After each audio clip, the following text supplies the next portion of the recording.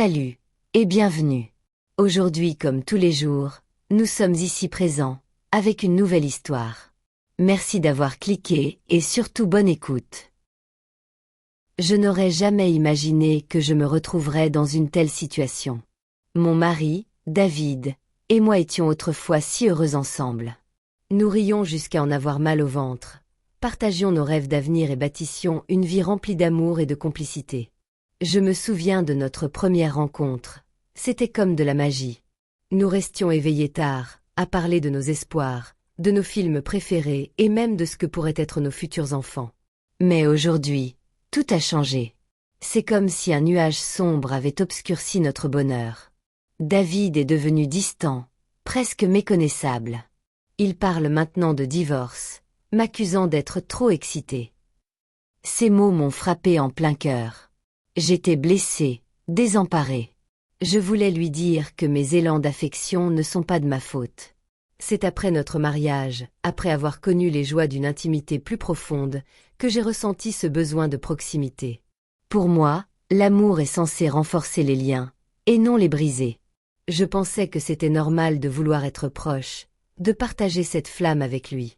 Mais à présent, cette étincelle semble vaciller, et je ne sais plus comment la raviver. Depuis quelque temps, David semble vivre dans son propre monde. Il rentre tard, glisse sans un mot, évitant mon regard. L'absence de nos câlins et de nos baisers me pèse. J'essaie d'être patiente, de comprendre s'il est stressé par le travail, s'il porte un fardeau dont il ne veut pas parler.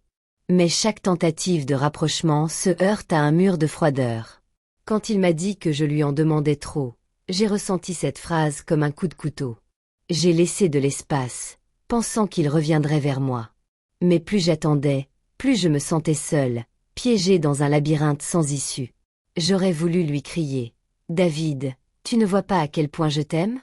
Je veux juste retrouver notre complicité. » Mais au lieu de cela, je restais en silence, espérant un changement.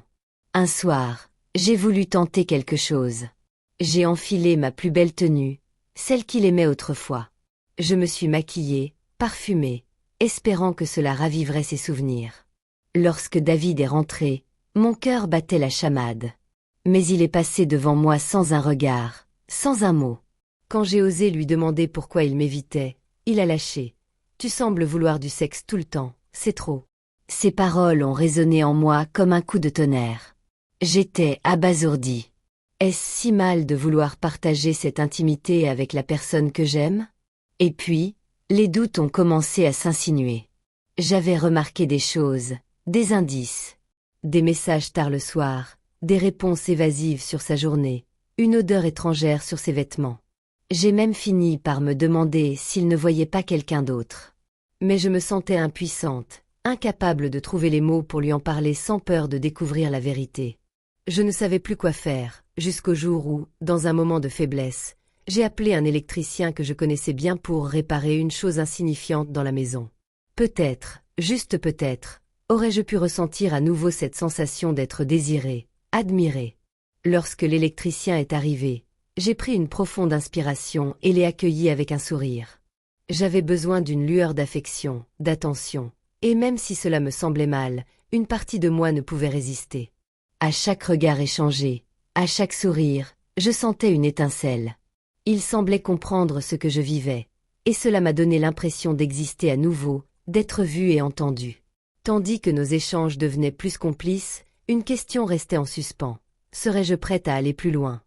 À cet instant précis, tout le reste s'est évanoui. Les soucis, la solitude, les blessures du passé, tout semblait s'effacer pour ne laisser que nous deux, perdus dans un monde de passion et de connexion intense.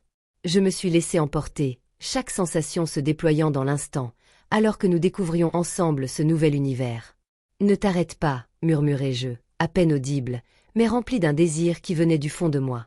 Son regard s'illumina, et il me sourit comme s'il attendait ce moment depuis toujours. Ses mains parcoururent lentement mon corps, chaque caresse m'envoyant des frissons d'une intensité nouvelle.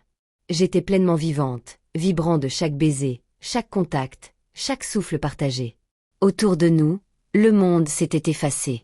Il n'y avait plus que nous, enveloppés dans un cocon de chaleur et de désir.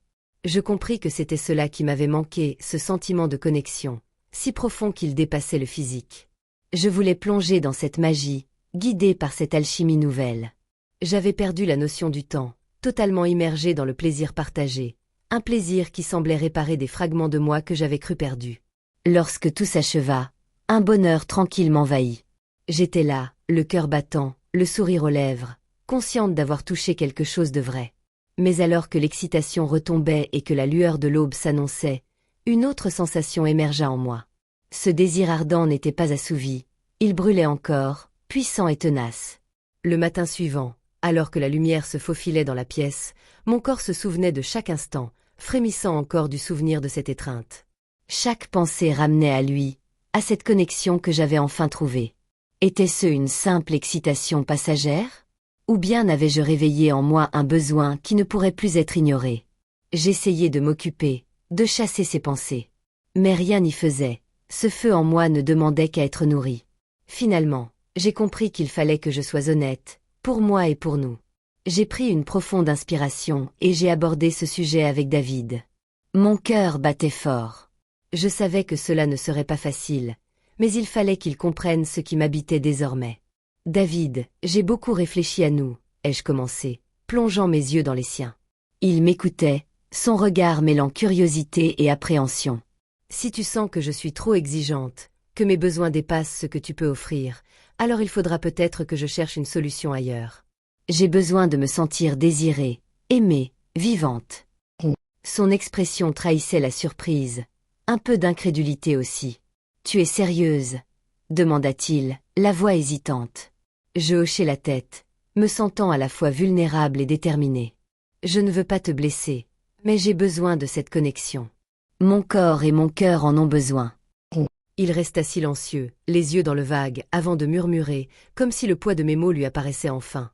D'accord, combien de fois penses-tu en avoir besoin? Je pris un moment, sachant que ma réponse serait décisive. 6 fois par semaine, répondis-je d'une voix assurée, espérant qu'il comprendrait la profondeur de mon désir. Il hocha la tête, visiblement déconcerté. 6 fois. Je ne peux te promettre que 3 fois. Sa réponse m'a traversée comme une douche froide. 3 fois? Cela semblait si loin de ce dont j'avais besoin. Mais je me rendis compte que je ne pouvais pas attendre de lui une transformation soudaine. Je devais gérer mes propres attentes, mais aussi mes envies, sans pour autant les étouffer. D'accord, dis-je en un souffle, tentant de garder mon calme. Mais si cela ne suffit pas, il faudra que je trouve un autre moyen pour être heureuse. Ce n'est pas qu'une question de nombre, David. J'ai besoin de sentir que je compte, que je suis aimée. Mon espoir secret était qu'il verrait à quel point ce besoin allait au-delà de l'intimité physique. Peut-être réaliserait-il l'importance de ce que je demandais, pour moi, pour nous. Mais en le voyant froncer les sourcils, les yeux voilés de frustration, j'ai su que j'avais amorcé une transformation inévitable. Cette histoire montre qu'il est essentiel d'être honnête avec soi-même et avec ceux qu'on aime, même lorsque cela semble difficile. Parfois, le besoin de se sentir désiré, apprécié et pleinement vivant révèle des manques profonds dans une relation. Cependant, avant de chercher à combler ce vide ailleurs, il est important de communiquer clairement, d'exprimer ses attentes et de donner à l'autre la chance de comprendre et d'évoluer. Les désirs intimes ne se résument pas seulement à un besoin physique, ils reflètent un besoin d'amour et de considération qui, s'il est ignoré, peut saper les fondations d'une relation. En fin de compte, il faut savoir équilibrer son bien-être personnel avec le respect et l'attention portée à l'autre pour construire un amour véritable et durable. Et voilà, notre histoire touche à sa fin. N'oublie pas de t'abonner pour ne pas manquer la prochaine aventure.